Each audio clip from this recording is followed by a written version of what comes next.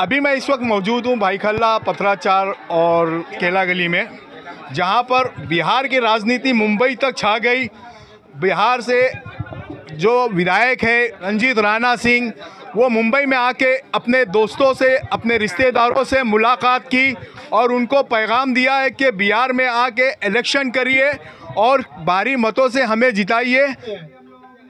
देखिए, जिन्होंने तालाब को छोड़ करके समुद्र को देख लिया, मतलब जिन्होंने गांव छोड़ करके शहर को देखा, दुनियादारी को देखा और सीखा, उन्होंने समझ लिया है कि पार्टी कौन सी उनके हित की बात करती है, कौन उनके लिए लड़ाई लड़ती है।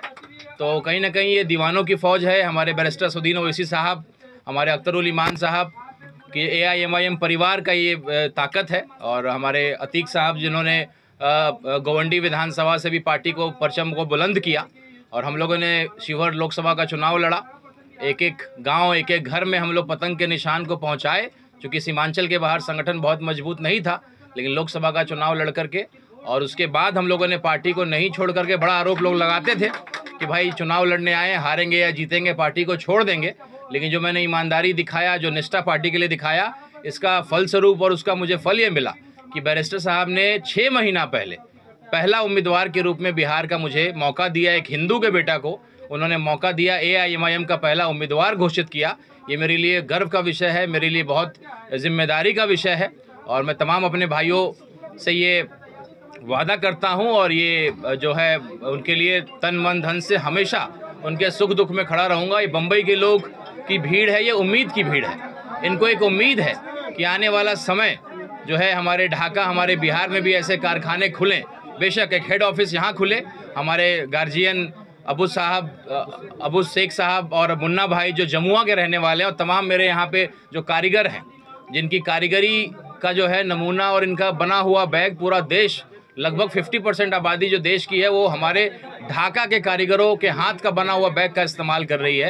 ये ढाका के लिए गर्व का विषय है, लेकिन चिंता का विषय ये है कि इसमें ढाका का नाम नहीं आता है। आज हम लोग स्टार बैग में खड़े हैं, लगभग 12 साल 15 साल पुराना ये फैक्ट्री है, और मैं चाहता हूं कि स्टार बैग्स का नाम जो ढाका के लोगों का है, उसका नाम, उसका पहचान पूरे देश को मिले, और एक ब्रांच हमारे ढाका में भी खुले।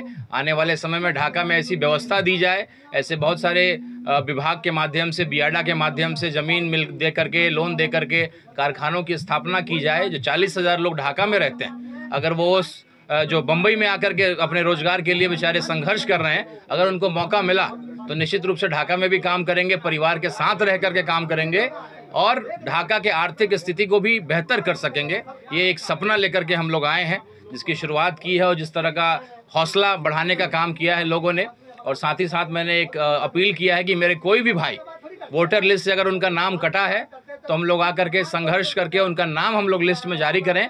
कोई भी हमारा भाई लोकतंत्र का जो सबसे बड़ा पर्व होता है उससे वंचित न रहे, ये हम लोग का सपना है, और इस मकसद से हम लोग यहाँ आए। सर, आप जो बिहार से मुंबई के दौरा कर रहे हो, आप ऐसा नहीं लगता कि बिहार का इलेक्शन अक्टूबर नवंबर में जो है, तो आप एक प्रचार सभा समझ के आप यहाँ हो, लोगों से मिलने आए हो, ये वोटिंग के लिए आए हो आप? देखिए, हमारे विधानसभा से लगभग 80,000 लोगों का नाम काटने की साजिश हो रही है। आपत्ति डाल करके वोटर लिस्ट में नाम उनका नहीं जुड़ने दिया गया। जो नया SIR लागू किया गया है, मेरे विधानसभा के 80,000 लोग, जिसमें खास करके बम्बई के लोग हैं जो काम करते हैं, इन्होंने अपने कागजात को जमा भी कराया, लेकिन उसके बाद भी वोटर लिस्ट में अब तक नाम नहीं जुड़ा है। तो मेरी जिम्मेदारी है कि पहले मैदान को सजाएं, एक एक वोटर, वो मुझे वोट करे या किसी और को वोट करे, लेकिन लोकतंत्र की खूबसूरती यही है कि एक एक वोटर को उसका अधिकार मिले। ये एक सपना, और ये एक हम लोग लेकर के आए, लक्ष्य लेकर के आए, और एक एक मेरे भाई को, उनके परिवार के एक एक व्यक्ति को वोटर लिस्ट में नाम को हम लोग शामिल करवाएं, ये मकसद से आए हैं। और ये तो मेरा परिवार है, मेरे भाई हैं यहाँ, तो जब आएंगे तो ऐसा ही जो है लोगों का हौसला अफजाई मिलता है। तो ये वोट हो या वोट ना हो, जब भी यहाँ आएंगे, जमुआ के मेरे भाई जो स्टार बैग्स और भाईखल्ला में रहते हैं, खास करके इस इलाके में, तो उनका प्यार शुरू से मिलता रहा है और मिलता रहेगा। तो ये चुनाव नहीं है, ये हम लोग आए हैं अपने परिवार से मिलने, और लोगों की दुआएं रहीं तो विधायक बन करके, ढाका का विधायक बन करके पहली बार आकर के हम लोग फिर से दोबारा आकर के अपने गार्जियन का मिठाई खाएंगे और इनको शुक्रिया अदा करेंगे। बिहार में आप अभी विधायक का पर्चा बनने वाले हो, अक्टूबर नवंबर में जो इलेक्शन होगा? जी बिल्कुल। कितनी सीटें पे आप लड़ने वाले हो बिहार में? देखिए, ये फैसला तो हमारे राष्ट्रीय अध्यक्ष और प्रदेश अध्यक्ष जी का होगा, लेकिन जो अभी हम लोग को मिला है टारगेट कि भाई जिस भी विधानसभा में हमारे 10,000 मेंबर होंगे, वहाँ से हम लोग चुनाव लड़ेंगे। हम लोग वोट कटवा नहीं बनेंगे, हम पिछले बार मात्र बिहार में 19 सीटों पे लड़े थे और 5 विधायक जीत करके आए थे। इस बार भी हम लोग फिजूल की सीटों पे नहीं लड़ेंगे, जहां जीतने की क्षमता होगी वहीं लड़ेंगे। तो मुझे लगता है कि हम लोग लगभग 100 सीटों पे लड़ेंगे। सर, आप ही के विधानसभा क्षेत्र के जो पूर्व विधायक है और जो वर्तमान विधायक है, दोनों विधायक मुंबई में आकर जो है जा चुके हैं और आप भी आए हैं। आपको मुंबई में किस तरीके का रिस्पॉन्स मिल रहा है?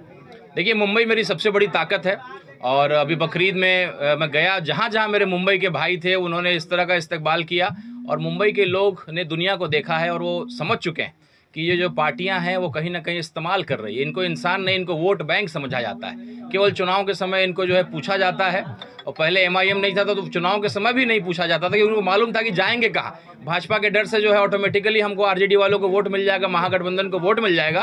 तो जब विकल्प मिला है AIMIM के रूप में तो लोगों ने अपनी बात को रखना शुरू किया है और अपने विकल्प को चुनने का काम किया है। तो निश्चित रूप से ये वैसी आबादी जिसका कोई चिंता नहीं करता था, उसकी भी चिंता अब लोगों को करनी पड़ेगी।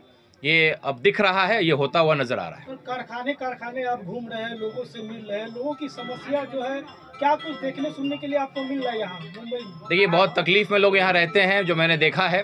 बेशक कुछ पैसों के लिए, चंद पैसों के लिए यहाँ पे आते हैं। एक 4-5 बाथरूम है, मैंने सुबह देखा कि लाइन लग जाता है बाथरूम के लिए। पानी की समस्या होती है। बहुत छोटे मतलब 6 फीट का जो है जगह मिलता है, केवल उसी में सोना, उसी में जीवन बिताना और लगातार जो है मशीन पे बैठे रहते हैं, मेहनत करते हैं, पसीना बहाते हैं, तब जा कर के महीने का 30-35 हज़ार रुपये कमाते हैं। तो ये अगर ये व्यवस्था अगर गांव में बन जाए, इस तरह का कारखाना खुल जाए, तो वहाँ बड़े ठाठ से भी लोग रहेंगे, परिवार के बीच भी रहेंगे और जो कारीगर है, जो इनका कला है, वो तो इसका इस्तेमाल वहाँ भी किया जा सकता है। तो हम लोग सरकार को कहीं ना कहीं हम लोग इसको बेबस करेंगे सरकार को कि इस दिशा में आप देखिए, आप बड़ी बड़ी बातें करते हैं कि रोजगार देंगे, ये देंगे, वो देंगे, लेकिन आप देखिए कि ढाका विधानसभा के कितने काबिल लोग हैं, कितने कला से भरे हुए लोग हैं। इनको अगर मौका मिले तो अपने घर परिवार के बीच में रह करके भी 2 पैसा कमा सकते हैं और इस इलाके का, पूरे इलाके का रोजगार भी बढ़ा सकते हैं। जैसे कि कांग्रेस है, समाजवादी है, MIM पे हमेशा आरोप लगाया है कि ये बीजेपी की बी टीम है। उस बारे में कुछ बताइए, आप बीजेपी की बी टीम हो? देखिए, राणा रणजीत सिंह मेरा नाम है। मैं हिंदू समाज से आता हूं और राजपूत समाज से आता हूं और अगर ये पार्टी मुसलमानों की पार्टी होती तो राणा रणजीत सिंह, जिसके पिताजी लगभग 20 साल मंत्री रहे, जिसके पिताजी सांसद रहे, मेरे भाई साहब भी मंत्री रहे, सांसद रहे, वो MIM से नहीं थे, RJD से थे। RJD से थे, एक सेकुलर पार्टी से थे। उस समय MIM बिहार में नहीं आई थी। तो कहीं ना कहीं हम लोग वैसे परिवार के लोग हैं और पहली पार्टी के रूप में AIMIM को चुना है। तो हिंदू होकर के मैं इस पार्टी की ताकत को देख रहा हूँ, समझ रहा हूँ और आज़ान दे रहा हूँ अपने मुसलमान भाइयों को कि जागिए और अपनी ताकत को समझिए। मैं हिंदू होकर के समझ रहा हूँ, तो अब ये वक्त है कि आप समझिए, अपनी क़यादत को मजबूत करिए, अपने नेता को पैदा करिए और जिस दिन आपका लीडरशिप खड़ा होगा, उस दिन आपकी बात, आपके मुसीबतों के लिए लड़ने वाला कोई व्यक्ति खड़ा होगा। अभी भाई खला के पतरे चाल में लगभग दर्जनों भर बच्चे को जो है यहाँ के पुलिस के द्वारा उनको पकड़ के जो है ले गया है। आखिर क्या उसकी मजबूरी है जो यहाँ आते हैं और पुलिस का शिकार बन जाते हैं? बाहरी देख करके लोग कहीं ना कहीं उनको कमज़ोर समझते हैं। इसलिए हमारे बगल में जो बैठे हैं अतीक सर, जो पेशे से वकील भी हैं और शिक्षक भी रहे हैं और गवंडी विधानसभा में चुनाव लड़े और बहुत ही ज़बरदस्त लड़ाई दिया उन्होंने समाजवादी पार्टी को और भी NCP के जो कैंडिडेट थे। तो ये ऐसे लोग हैं और लोगों को मिलवाना है। जैसे मान लीजिए कि हमारे बिहार के लोग हैं, उनको ऐसा लगता है कि वो कहीं ना कहीं कोई उनके मुसीबत में, उनके इसमें कमज़ोर समय वक्त में कोई खड़ा नहीं होता है।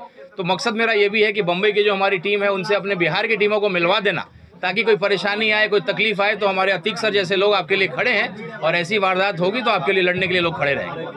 अतीक सर, जैसे कि अभी राज ठाकरे, उद्धव ठाकरे एक साथ आ रहे हैं, क्या लगता है कितना नुकसान होगा आप लोग की पार्टी को? देखिए, हमारी पार्टी को किसी पार्टी के एक साथ आने से नुकसान नहीं होगा। पूरा इंडिया गठबंधन एक तरफ था और तमाम जो ऐसी पार्टियां जो धार्मिक रूप से इलेक्शन लड़ती हैं वो भी एक तरफ थी और उसमें MIM अकेली तरोतनहा लड़ी। महाराष्ट्र का आपने रिजल्ट देखा, हम एक ही सीट जीत कर आए, लेकिन 5 ऐसी सीटें थी जहां पर हम सेकंड पोजीशन पर स्टैंड किए। टोटल 16 सीटें लड़े। हमें किसी से खौफ और ख़तरा नहीं है। MIM अपना एक जो संविधानिक विचारधारा है उसको लेकर चल रही है और इस विचारधारा को तमाम हिंदुस्तान भर के लोगों तक पहुंचा रही है और हम इसी तरह काम करते रहेंगे। किसी से हमें खतरा नहीं है। सर बिहार चलकर राणा रणजीत मुंबई आए हैं,